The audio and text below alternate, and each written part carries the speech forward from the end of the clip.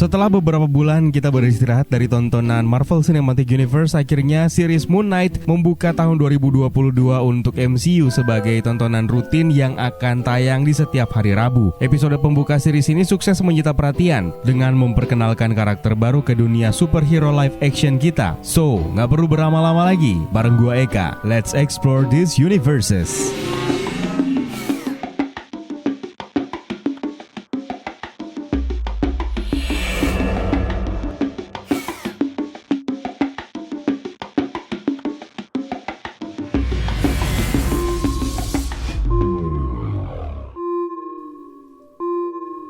Buat kalian yang belum sempat menyaksikan episode pertama Moon Knight ini, kita harus kasih spoiler warning terlebih dahulu. Untuk membantu kalian yang pengen menonton series ini, linknya saya taruh di kolom deskripsi di bawah ya. Memperkenalkan karakter Stephen Grant yang terbangun di flatnya, kemudian melaksanakan aktivitasnya sehari-hari, memberi makan ikan peliharaannya, dan bekerja sebagai pegawai toko souvenir di National Art Gallery. Seorang wanita yang merupakan tour guide menyapa Stephen Grant sambil berbicara mengenai rencana kencan mereka. Meskipun Stephen Grant tidak pernah mengingat mengenai rencana kencan mereka tersebut, yang jelas Stephen Grant sangat senang dan tentu saja menyetujuinya. Nah, di malam hari ternyata Stephen Grant ini menderita gangguan tidur berjalan. Untuk mengatasi gangguannya tersebut, makanya dia menyempatkan diri dengan berbagai macam aktivitas sebelum tidur, seperti misalnya memecahkan teka-teki sampai mempelajari buku-buku mengenai Mesir kuno. Namun sayang, upayanya tersebut gagal setelah dia kembali sadar dan mendapati dirinya berada di sebuah lokasi di Austria, yang tentu saja membuatnya keheranan bagaimana caranya bisa dia sampai di sana. Tiba-tiba sebuah suara misterius memberitahu Stephen Grant untuk mengembalikan tubuhnya ke Mark, yang tentu saja tidak dipahami oleh Stephen Grant. Hingga kemudian dia akhirnya dikejar oleh sekelompok bersenjata dan kabur menuju ke kota berbaur dengan kerumunan warga. Nah, disinilah dia akhirnya bertemu dengan Arthur Harrow, sesosok karakter yang di awal series ini melakukan ritual aneh dengan memecahkan gelas yang habis dia gunakan untuk minum, lalu pecahannya ditaruh di alas kakinya. Setelah berceramah sambil memberikan penilaian kepada pengikutnya, Arthur Harrow lalu mendapatkan informasi bahwa scarab milik Dewi Amit telah dicuri oleh seorang mercenaris, hingga Stephen Grant menjadi tertuduh dan target mereka. Tidak lama kemudian, Harrow meminta Stephen Grant untuk mengembalikan scarab tersebut. Namun, lagi-lagi setelah kehilangan kesadarannya, Stephen Grant kembali menyadari dirinya telah membunuh beberapa orang yang berusaha untuk merebut scarab di tangannya. Memanfaatkan sebuah mobil van, Stephen Grant pun akhirnya mencoba kabur dan terlibat aksi kejar-kejaran yang hebat bersama dengan para pengikut Arthur Harrow. Tidak lama setelahnya, Stephen Grant kembali sadar dan kini dia sudah berada kembali di apartemennya. Lalu kemudian berasumsi bahwa apa yang telah dia jalani di Austria tadi hanyalah sebuah mimpi. Tidak lama setelahnya, Stephen Grant lalu menuju ke toko hewan peliharaan setelah menyadari ada yang berbeda dengan ikan peliharaannya. Setelah itu, dia kemudian bergegas ke sebuah restoran steak setelah mengingat janji kencannya bersama dengan Dylan. Namun sesampainya di restoran tersebut, Dylan tidak datang. Stephen Grant lalu berusaha untuk menelponnya, dan pada saat itulah Dylan kemudian memaki-maki dirinya karena ternyata kencan mereka harusnya terjadi 2 hari sebelumnya. Tentu saja hal tersebut membuat Stephen Grant semakin kebingungan. Kecewa karena kencannya berantakan, Stephen Grant lalu kembali ke apartemennya dan menemukan sebuah kunci dan sebuah ponsel yang hanya memiliki 2 kontak, yaitu Layla dan Duchamp. Layla lalu menelponnya sambil memanggil namanya sebagai Mark. Tiba-tiba terjadi pemadaman listrik yang membuat Stephen Grant kabur ketakutan hingga dia menemukan sesosok misterius yang mendekatinya. Kaget dengan kehadiran sosok misterius tersebut, tiba-tiba Stephen Grant berpindah lokasi dan kini dia sudah berada di dalam bus dan sedang dalam perjalanan menuju ke museum. Ternyata di bus tersebut juga sudah ada Arthur Harrow, hingga membuat Grant segera kabur menuju ke museum. Ternyata di museum tersebut sudah dikuasai oleh para pengikut Arthur Harrow, hingga mau tidak mau Stephen Grant pun harus berhadapan dengannya yang berbicara mengenai Dewi Amit dan misi mereka untuk membantu menyelamatkan dunia. Arthur Harrow kemudian mengklaim ada kekacauan yang terjadi di dalam diri Stephen Grant, yang seketika itu juga membuat Stephen Grant segera kabur. Di malam hari ketika bertugas di museum, Stephen Grant lalu dikejar-kejar oleh sosok monster, di mana Arthur Harrow kembali mendesak dia untuk menyerahkan scarab. Berusaha kabur dari kejaran makhluk tersebut, Stephen Grant lalu terdesak di sebuah toilet hingga bayangan dirinya di cermin akhirnya berkomunikasi dengan dirinya sambil meminta untuk menyerahkan kendali terhadap tubuhnya tersebut agar mereka berdua tidak terbunuh. Stephen Grant ketakutan dan kebingungan sampai akhirnya menuruti keinginan dari bayangan dirinya di cermin, yang membuat Stephen Grant akhirnya berubah menjadi Moon Knight dan mengalahkan monster tersebut hingga tewas.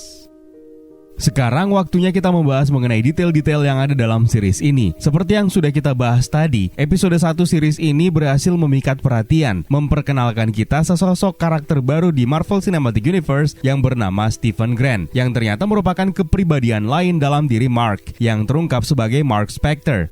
Karakter utama kita ini mengidap DID atau Dissociative Identity Disorder, dan penggunaan adegan refleksi bayangan di cermin ataupun di air menjadi teknis yang sangat baik yang bisa menjelaskan hal tersebut. Benar saja, di akhir episode pertama, Mark akhirnya bisa berkomunikasi dengan Stephen Grant melalui cermin. Karakter ini pertama kali diperkenalkan melalui komik Werewolf by Night, isu nomor 32 yang dirilis pada tahun 1975.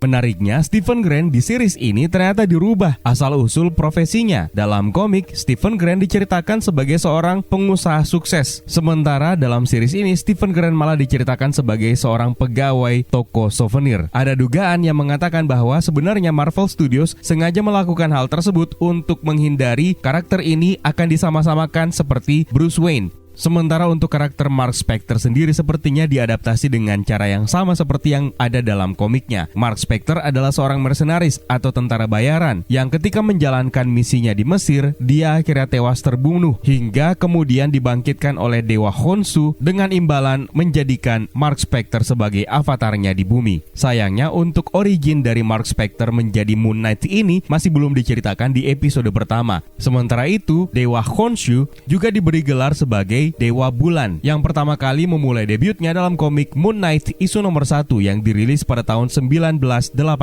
Dalam komik, dia memang diceritakan tidak bisa masuk ke dalam dunia manusia. Makanya dia memilih seorang champion yang akan dijadikan sebagai avatar yang akan dipandu oleh dirinya, dan prajurit tersebutlah yang disebut sebagai Moon Knight. Dalam hal ini adalah Mark Spector yang diperankan oleh Oscar Isaac. Di museum, ketika Stephen Grant berusaha memandu seorang anak perempuan, kita bisa menemukan sebuah QR code yang ternyata seorang pengguna di Reddit sempat memindai QR code tersebut yang ternyata mengarahkan kita ke komik Werewolf by Night isu nomor 32 yang menjadi komik pertama kali debut karakter Moon Knight. Lalu kita berkenalan dengan karakter yang diperankan oleh Ethan Hawke, yaitu Arthur Harrow. Karakter ini juga diadaptasi dari komik yang pertama kali diperkenalkan dalam komik Moon Knight isu nomor 2 yang dirilis pada tahun 1985. Bedanya dalam komik, Dr. Arthur Harrow ini adalah seorang ilmuwan yang ahli dalam pain theory, yaitu bagaimana caranya untuk mengatasi rasa sakit melalui syaraf. Sayangnya di series ini profesinya tidak disebutkan. Dia malah diceritakan sebagai pemimpin sekte yang ternyata telah memiliki begitu banyak pengikut. Adegan di awal film ketika dia memecahkan gelas lalu menaburkan pecahannya di alas kakinya tentu saja merupakan callback ke profesi dia di dalam komik sebagai seorang ilmuwan ahli pain theory. Memang masih belum jelas asal-usul dari Arthur Harrow ini, namun melihat aktivitasnya sebagai seorang pemimpin sekte, kemungkinan dia merupakan avatar dari dewa lainnya yang diangkat dari mitologi Mesir, dan dia adalah Dewi Amit. Nah, karakter yang diangkat dari mitologi Mesir ini ternyata juga memang pernah diceritakan dalam komik. Pertama kali ditampilkan dalam komik Savage Sword of Conan isu nomor 196 yang dirilis pada tahun 1992, namun di situ hanya digambarkan sebagai bayangannya saja. Lalu kemudian memunculkan wujudnya melalui komik Savage Sword of Conan isu nomor 206 yang dirilis pada tahun 1993, dan karakter ini akhirnya mendapatkan namanya sebagai Dewi Amit melalui komik Hellstorm Son of Satan isu nomor 3 yang dirilis pada tahun 2006.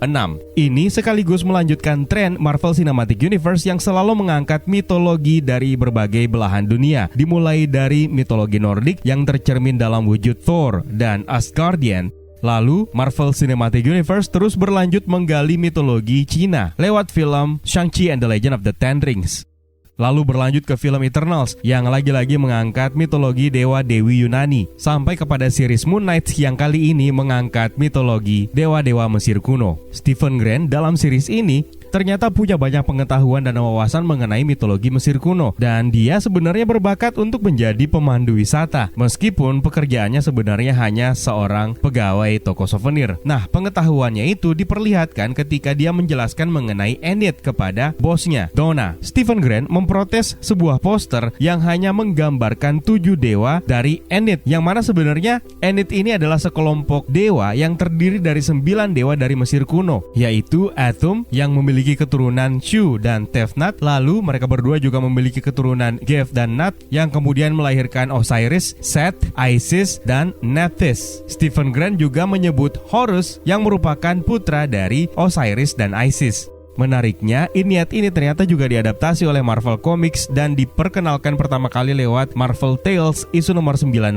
yang dirilis sekitar tahun 1950-an. Dan dalam komik tersebut, kawanan dewa ini diceritakan berasal dari sebuah pocket dimension yang bernama Celestial Heliopolis. Tapi mereka bisa melakukan perjalanan menuju ke bumi melalui sebuah gerbang. Gerbang tersebut membuka jalan menuju ke Mesir kuno, mirip seperti Bifrost yang menghubungkan antara Asgard dan Midgard alias bumi. Nah, dewa-dewa yang melakukan perjalanan ke Mesir kuno tersebut akhirnya disembah oleh penduduk setempat. Sepertinya bukan tidak mungkin ini sudah menjadi awal Marvel Studios akan mengadaptasi karakter-karakter dari dewa-dewa Mesir kuno tersebut ke dalam versi live actionnya. Lalu kita berkenalan dengan atasan atau bos Stephen Grant yang bernama Donna Craft. Dia merupakan pengawas museum yang diadaptasi dari komik juga dan memulai debutnya dalam komik Moon Knight isu nomor 39 yang dirilis pada tahun 1992. Menariknya kembali terjadi perubahan terhadap karakter ini. Donna Craft dalam komik diceritakan sebagai staf humas yang bekerja untuk Mark Spector. Sementara untuk versi live action dibalik, dengan Donna malah diceritakan sebagai bos Mark Spector untuk kepribadiannya sebagai Stephen Grant. Berikutnya karakter yang diperankan oleh Sean Scott yang merupakan seorang seniman patung hidup di jalanan yang berteman dekat dengan Stephen Grant. Dalam kredit title namanya dituliskan sebagai Crowley. Sama halnya dengan Donna, nama Crowley ini juga sebenarnya diadaptasi dari komik Moon Knight yang memiliki nama lengkap Bertrand Crowley. Dia merupakan seorang pria tunawisma yang menjadi informan untuk Mark Spector. Dan karakter ini pertama kali dimunculkan dalam komik Marvel Spotlight isu nomor 28 yang dirilis pada tahun 1976. Berikutnya nama yang muncul di ponsel milik Mark Spector. Ada dua nomor kontak yang berusaha menghubungi Mark Spector selama ini, yaitu Layla dan juga Ducam. Layla sendiri belum dimunculkan dalam episode pertama ini, namun dia nantinya akan diperankan oleh May Calamawy. Dan karakter Layla ini sebenarnya merupakan adaptasi karakter komik yang bernama Marlene Aldroni yang memulai debut di Marvel Spotlight isu nomor 28 yang dirilis pada tahun 1976. Dia merupakan seorang arkeolog dan menjadi love interest Mark Spector. Sementara nama yang satunya lagi adalah Ducam. Kemungkinan ini merupakan Easter eggs yang mengarah ke referensi Jean-Paul Ducam, merupakan karakter dari komik yang muncul pertama kali di Werewolf by Night isu nomor 32 yang dirilis pada tahun 1975.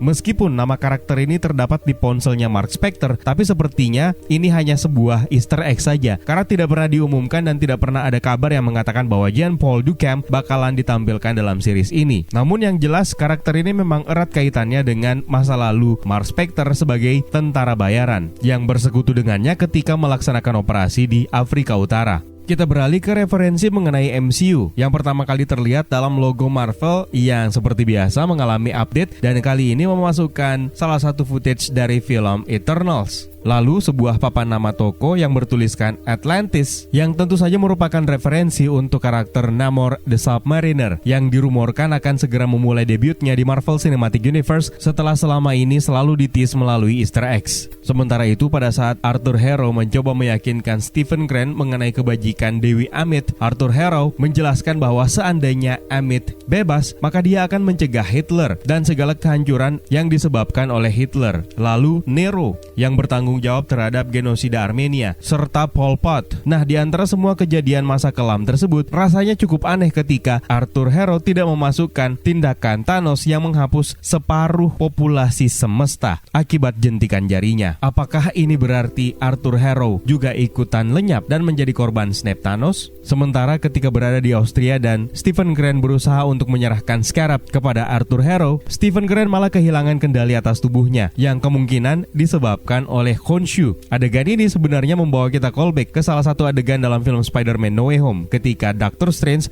berusaha merebut kotak Machina Dichotomus dari tangan Spider-Man. Namun Spider-Man berhasil menghindarinya yang disebabkan oleh Spider-Sense Peter Parker yang semakin meningkat. Sementara untuk referensi lainnya berasal dari luar Marvel Cinematic Universe seperti misalnya ikan mas peliharaan Stephen Grant yang awalnya hanya memiliki satu sirip yang tentu saja mirip dengan salah satu karakter dari animasi Disney Pixar Pixar, yaitu Nemo, yang pertama kali bisa kita lihat lewat film Finding Nemo dan juga sempat dimention oleh salah satu petugas toko hewan peliharaan. Lalu Arthur Harrow yang menceritakan bahwa Dewi Amit pernah dikhianati oleh avatarnya sendiri. Stephen Grant menganggap avatar yang dimaksud oleh Arthur Harrow di sini adalah dari film blockbuster yang diarahkan oleh James Cameron yang dirilis pada tahun 2009, yang mana sekarang memang sudah dikuasai oleh Disney setelah akuisisi Fox. Ketika Arthur Harrow mencoba untuk menjelaskan lebih lanjut, Stephen Grant lalu menyela dengan menyebutnya sebagai anime, yang mana tentu saja ini menjadi referensi untuk Avatar The Last Airbender, meskipun sebenarnya banyak yang protes kalau Avatar The Last Airbender ini disebut sebagai anime. Nah, sebelum kita lanjut ke detail lainnya, ketika Arthur Harrow mengatakan bahwa Dewi Amit pernah dikhianati oleh avatarnya sendiri, ini membawa kita kepada sebuah teori populer di kalangan fans yang menyebut bahwa avatar Dewi Amit sebelumnya kemungkinan adalah Rama-Tut, yang tentu kalian kenali sebagai varian dari Kang the Conqueror. Kembali ke kamar tidur Stephen Grant, di situ terlihat ada beberapa buku terkenal seperti misalnya buku Pompeii yang menceritakan kejadian masyarakat Pompeii pada saat meletusnya Gunung Vesuvius. Lalu ada buku The Birth of Western Civilization dan beberapa buku-buku lainnya. Lalu di samping Stephen Grant juga sempat terlihat sebuah Rubik yang sempat dimainkan oleh Stephen Grant, namun di sini terlihat Rubik tersebut sudah terselesaikan. Tentu saja ini menjadi pertanyaan karena Stephen Grant sendiri sepertinya mengalami kesulitan untuk menyelesaikan Rubiknya pada saat mendengarkan arahan dari Staying Awake. Maka apakah mungkin yang menyelesaikan Rubik tersebut sebenarnya adalah Mark Spector? Beralih ke akuarium, selain